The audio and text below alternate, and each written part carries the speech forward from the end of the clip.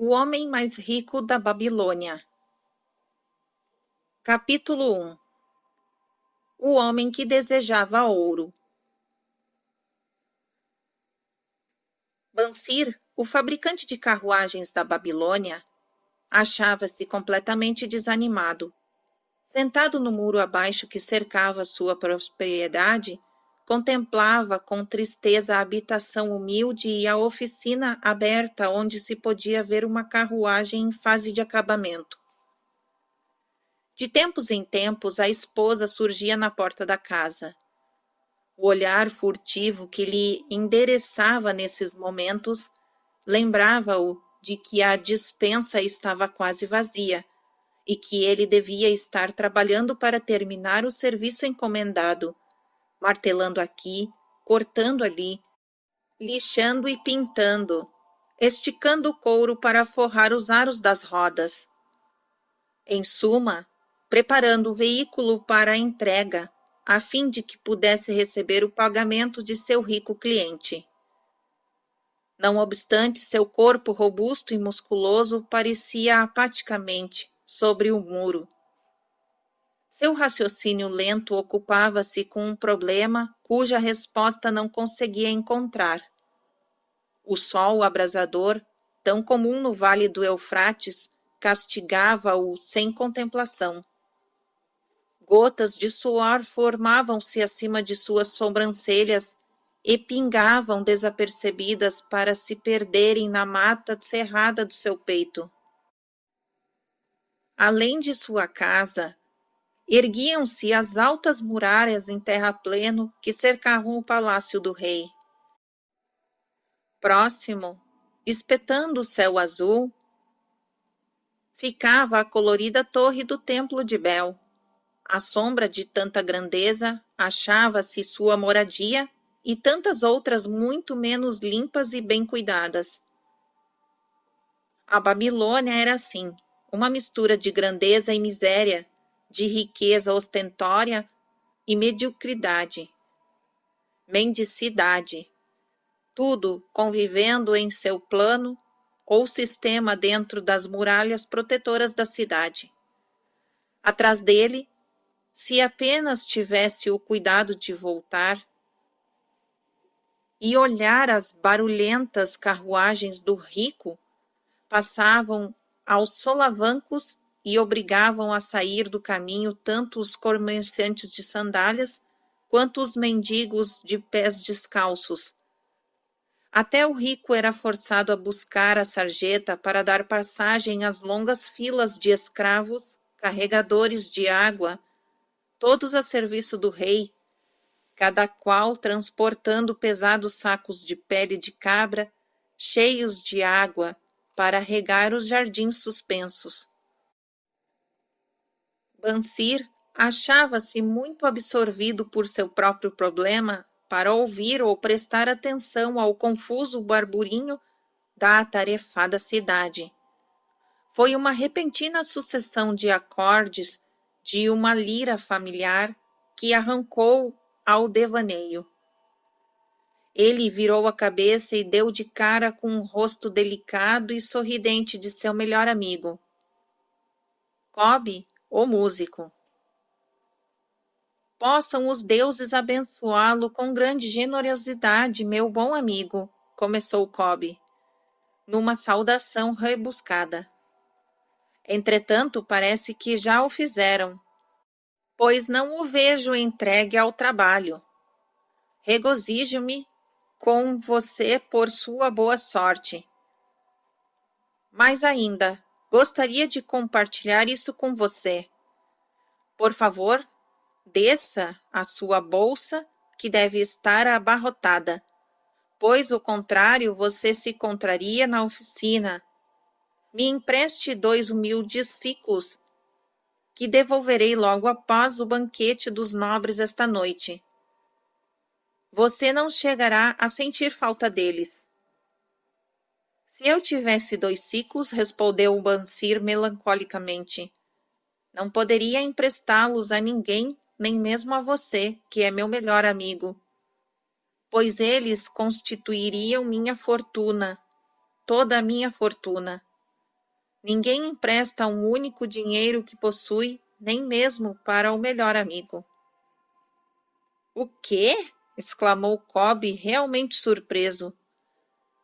Não tem um único ciclo na algibeira? E fica postando como uma estátua sobre este muro? Por que não terminou a carruagem? Como pode sustentar o seu raro apetite? Isso não é normal em você, meu amigo. Onde está a sua inesgotável energia? Alguma coisa aconteceu com você? Trouxeram-lhe os deuses algum infortúnio? Deve ser mesmo um tormento dos deuses, disse Bansir, concordando. Tudo começou com um sonho sem sentido, onde me via como um homem de posses. De meu cinturão pendia um belo saco pesado de tantas moedas. Dali eu retirava punhados de ciclos que eu lançava com uma liberalidade descuidadosa aos mendigos. Havia moedas de prata com que eu comprava presentes para minha esposa e o que bem desejasse para mim mesmo. Havia moedas de ouros que eu me tranquilizava quanto ao futuro e me deixavam sem medo de gastar à vontade as moedas de prata. Uma sensação magnífica e de contentamento me enchia muito o peito. Você não teria reconhecido o seu velho e diligente amigo. Como assim não teria reconhecido minha mulher com suas faces saudavelmente rosadas e sem rugas? Ela era novamente a mocinha sorridente dos nossos primeiros anos de casados. Um sonho agradável, sem dúvida, comentou Cobb. Mas por que deveria estas sensações tão prazerosas deixá-lo apático e deprimido como agora? Porque realmente, porque, quando acordei e me lembrei de que não tinha um centavo sequer, um sentimento de revolta tomou conta de mim. Vamos conversar um pouco sobre isso, pois, como dizem os marinheiros, estamos no mesmo barco nós dois.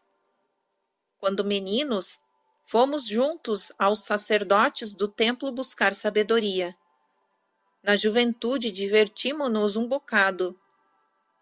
Como homens feitos, mantivemo-nos amigos íntimos.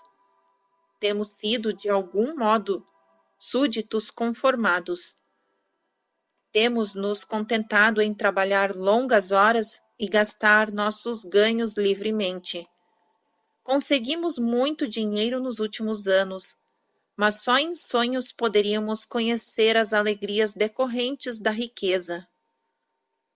Ora, não passamos de 2 ovelhinhas pacatas.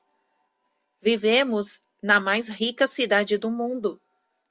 Os viajantes costumam dizer que nenhuma outra se iguala a ela em prosperidade. Tanta ostentação de riqueza nas nossas barbas, mas nós mesmos ficamos a ver navios. Depois de praticamente meia existência de trabalho árduo, meu melhor amigo se acha sem um níquel e me procura para dizer: não poderia me emprestar a bagatela de 2 ciclos até o término do banquete dos nobres esta noite? E eu respondo, digo por acaso: aqui está a minha bolsa, dividirei com você todos os meus ciclos que aí se encontram. Não, simplesmente admito que minha bolsa está tão vazia quanto a sua. Mas o que há? Por que não podemos obter prata e ouro, mais do que apenas o necessário para o sustento do lar? Pense também em nossos filhos, continuou Bansir. Não estão seguindo o caminho dos pais? Tem cabimento que eles e suas famílias, e seus filhos e as famílias de seus filhos, passem a vida inteira no meio de tantos guardadores de ouro, e apesar disso, exatamente como nós, contentem-se com um mingau de leite de cabra azedos?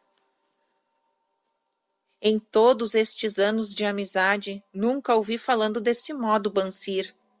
Cobb estava perplexo, porque na verdade nunca tinha pensado assim.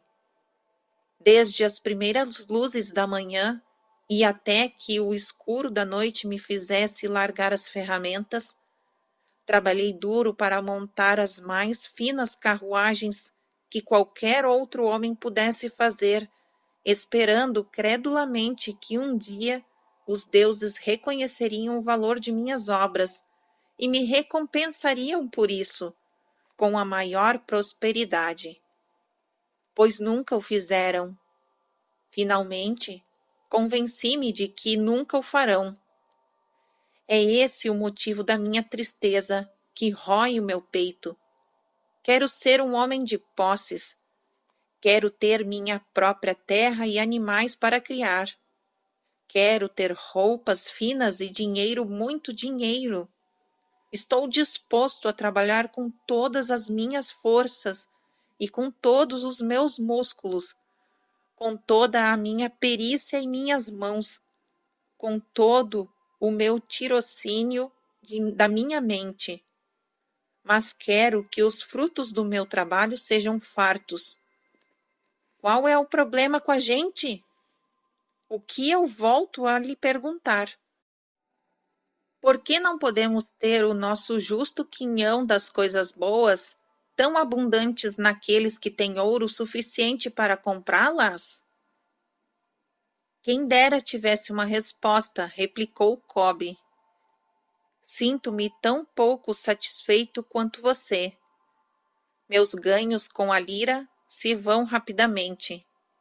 Muitas vezes tenho que inventar para que a família não passe fome. Além disso, venho há muito tempo alimentando um profundo desejo de adquirir uma lira grande o bastante para que possa verdadeiramente tocar os acordes musicais que se multiplicam em minha mente. Com um instrumento assim, eu poderia compor músicas melhores que aquelas que o rei ouviu até o momento. Com uma lira que você, sem qualquer favor, deveria ter. Nenhum homem em toda a Babilônia poderia fazê-la vibrar mais docemente, a tal ponto que não apenas o rei, mas os próprios deuses ficariam deliciados. Como, porém, conseguir tal coisa, se nós dois somos tão pobres quanto os escravos do rei? Ouça o sino, aí vêm eles. Ele apontou na direção da longa coluna de semidespidos e suarentos carregadores de água que subiam penosamente a rua vindo do rio. Arrastavam-se em alas de 5, cada qual vergado sob um pesado odre de pele de cabra. Um belo tipo de homem aquele que está conduzindo-os. Cobb indicou o tocador do sino, que ia na frente, sem carregar nada. Um homem importante em seu próprio país, como se pode ver. Mas há muitos bons homens tipo ele ali, acrescentou Bansir, concordando com o amigo. Homens tão bons quanto nós. Homens altos e louros do norte, os risonhos negros do sul, os morenos dos países mais próximos, todos marchando juntos do rio até os jardins, um após o outro, dia após dia, ano após ano. Nenhuma expectativa quanto a um futuro diferente ao melhor. Camas de palha para dormir e papas terríveis de cereais para comer. Coitado desses pobres homens brutos, Cobb. Coitados realmente. Mas você me faz ver que não somos muito melhores do que isso, embora nos consideremos homens livres. É verdade, Cobb. Por mais desagradável que seja a ideia. Não queremos continuar levando ano após ano uma vida de escravos. Trabalho, trabalho, trabalho, sem ir a lugar nenhum. Não podemos descobrir como os outros conseguem ouro e fazer como eles? Perguntou Cobb. Talvez haja algum segredo que devamos buscar junto àqueles que o conhecem, replicou Bansir pensativo. Ainda hoje, lembrou Cobb, passei pelo nosso velho amigo Arcade, refestelado em sua carruagem dourada. Devo dizer que ele não me olhou com um desprezo que muitos de sua posição teriam achado perfeitamente cabível. Ao contrário, acenando com a mão na frente de todos os circunstantes, saudou e concedeu um sorriso de amizade a este Cobb, o músico. Ele é considerado o homem mais rico de toda a Babilônia, refletiu Bansir. Tão rico que o próprio rei, segundo se diz, busca sua valiosa ajuda para os negócios do tesouro, replicou Cobb. Tão rico, acrescentou Bansir, que se encontrasse casualmente numa noite escura, seria capaz de enfiar minha mão em sua gorda algibeira. Tolice, reprovou Cobb. A riqueza de um homem não se acha na bolsa que ele carregava. Uma bolsa gorda fica logo vazia se não houver um constante fluxo de ouro. Arcade tem rendimentos que conservam suas reservas sempre altas, por maior que seja a sua liberdade com que gasta o dinheiro. Rendimentos, essa é a questão, exclamou Bansir. Quero ter uma renda fluindo continuamente para minha bolsa, esteja eu sentado sobre um muro ou viajando em terras distantes. Arcade deve saber como um homem pode criar uma renda para si mesmo. Supõe que se trate de alguma coisa que ele poderia deixar claro para uma mente tão lenta como a minha? Parece-me que ele transmitiu seus conhecimentos ao filho, Nomazir. Respondeu Cobb. Este não foi para o Nínive. E como se comenta na estalagem, não se tornou, sem a ajuda do pai, um dos homens mais ricos dessa cidade? Cobb, você acaba de me proporcionar um raro pensamento. Um brilho novo surgiu nos olhos de Bansir. Não custa nada buscar conselhos junto a um bom amigo. E Arcade sempre se mostrou como tal para nós dois. Pouco importa que a nossa bolsa esteja tão vazia como a do ninho de um falcão abandonado há um ano. Não deixemos que isso nos detenha. Estamos fartos de não ter ouro no meio de tanta opulência. Queremos tornar-nos homens de posses. Vamos procurar Arcade e perguntar-lhe como também nós podemos adquirir uma renda para nós mesmos. Você parece verdadeiramente inspirado, Bansir. Está me trazendo uma nova compreensão e me faz perceber por que nunca encontramos nenhuma quantidade de ouro. Nós nunca o procuramos. Você trabalhou pacientemente para construir as mais sólidas carruagens da Babilônia. Para tal propósito, devotou seus melhores esforços. Nisso, até que você teve êxito. Eu mesmo fiz os maiores esforços para tornar-me um virtuoso da lira. E nisso eu também tive êxito. Nas coisas em que aplicamos nossos melhores esforços, tivemos êxito. Os deuses parecem satisfeitos com que continuemos assim. Agora, finalmente, vemos uma luz brilhante como os raios do sol nascente. Ela nos indica que devemos aprender mais para prosperar mais. como um novo entendimento, acharemos caminhos dignos para cumprir nossos desejos. Vamos hoje mesmo à procura de Arcade, insistiu Bansir.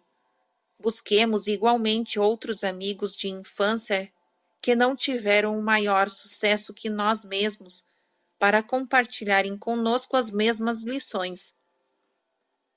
Está sempre pensando nos outros, Bansir, e por isso tem tantos amigos.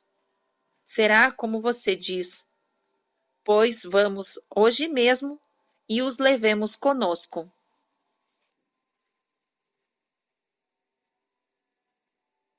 Fim do capítulo 1.